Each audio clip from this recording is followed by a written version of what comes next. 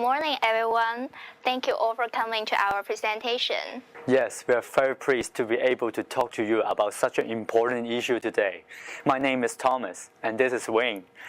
We are both students studying business here at the Hong Kong Polytechnic University. As part of our studies, we have put together a short presentation about a very important topic. We are sure that many of you are familiar with this issue, but for the benefits of who aren't, let's take a moment to introduce the subject. What do you think is going on in this photo? Giving that man a prize? Good guess, but no. Actually, that man's worked in the store. What do you think about, let's say, the workforce these days? That the population is getting older and people want to work for longer? Exactly. And that is what we are going to talk about today. China's aging population. We have divided the presentation into 4 parts. First, I will talk about the background of China's aging population, and second, its causes. Then, Thomas will briefly present its effect before looking at some possible solutions. He will also give a brief conclusion. We will be talking about around 10 minutes, and we welcome any questions at the end. Okay, first of all, let's look at the problem of aging population. According to the World Health Organization, the number of elderly people, defined as over 60 years old, will have doubled from 11% in 2000 to 22% by 2050. This means that there will be around 2 billion elderly people all over the world by 2050. The rapid growth of elderly populations will be more significant in developing countries like China. Scholars have figured out the causes of China's aging population by studying the population policy and the social phenomena in China. I've identified 3 main causes. Now, I'd like to discuss the first main cause, the early population policy. The population policy in China has changing since the 1950s.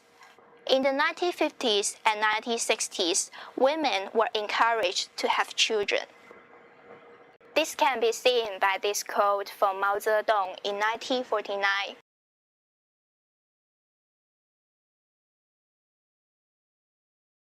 As Matthew Potts in his 2006 article shows, this led to a baby boom in 1950s and early 1960s. The population pyramid in 1950 showed that the younger generation, who were aged 14 or below, comprised about 40% of the total population. The elderly population, that is people over 60 years old, was less than 6%. This has been the foundation of the large elderly population in China today. And this leads me to the second main cause of China's aging population, the one-child policy. The Chinese government soon found that the growing population was an obstacle to economic development after the famine caused by the Great Leap Forward in the late 1950s. Therefore, the government started promoting birth control from the mid-1960s. The later, longer, and fewer policy was launched. This meant that later marriage, fewer children, and longer spacing between children. And then, as Alcorn and Bao have shown, in 1979, the Chinese government announced the one-child policy. The policy only allowed couples to have 1 child. As a result, there has been a rapid drop in the fertility rate. The shape of population pyramid has changed. In 2010, the population under 14 years old has dropped by 50%. They only make up about 1/5 of the total population. At the same time, the elderly population had almost doubled, up to more than 1 in 10 of the total population. Now, let's look at the third factor that contributes to China's low fertility rate. That is the changing social phenomena. Researchers have pointed out that the rising cost of living and increasing education expense have discouraged young couples from having children. Many couples choose to maintain their high living standard by not having children.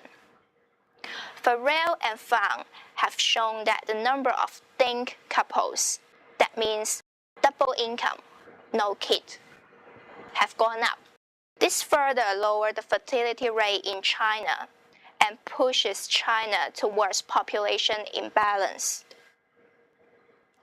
The WHO estimates that there will be only about 50% of the total population aged 14 or below, and almost one-third will be elderly in China by 2050. Well, that's all I have to say about the causes of China's aging population. I've looked at 3 causes. First, China's policy of encouraging more births in the 1950s and early 1960s. Then, the introduction of policies that favor smaller families, ending in one-child policy in 1979. And finally, the social phenomena of think couples. Now, I shall hand over to Thomas, who will discuss the effects of the causes and the possible solutions for the problem. Thomas, over to you. Thank you, Wayne. So this is Thomas. I'm going to briefly talk about the effects of the aging population and at the same time look at some solutions for these problems. So, as a paper by Bannister and colleagues from 2010 shows, one of the first effects is a labor shortage in China. A second negative effect is the surge in demand for service for the elderly. Both these effects are going to present challenges for the Chinese government. Let's now consider some solutions. First, let's look at the possible solutions for a labor shortage. The Chinese government should consider both short-term and long-term solutions. In short term, the government could extend the retirement age to encourage those over 60 years old who are still able and willing to work to return to the labor market.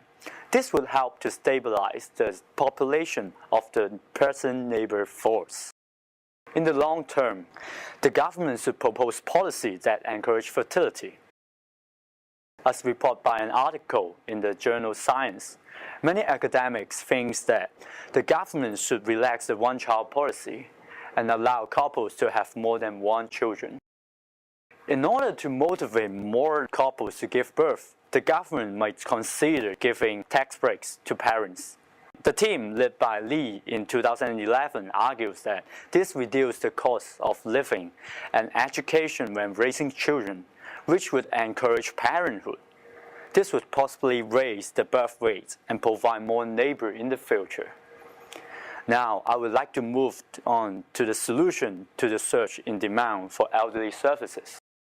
I think there are 2 main solutions here. First, Zhang and Gose have suggested in 2006 that the central government should increase the elderly financial independence, which is shown here.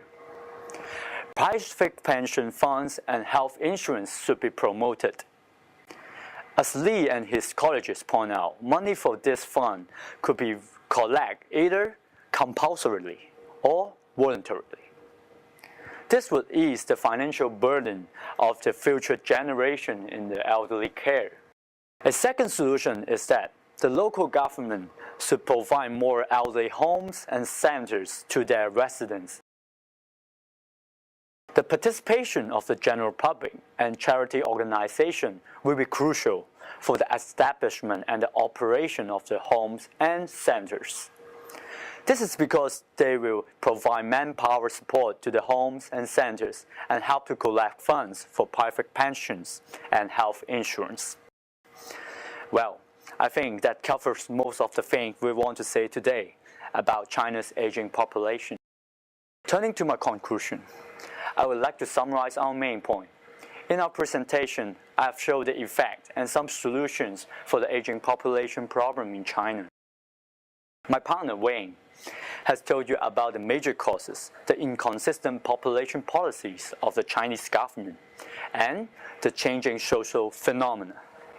I briefly defined and discussed two effects: the labor shortage and the surge demand of elderly services in the near future.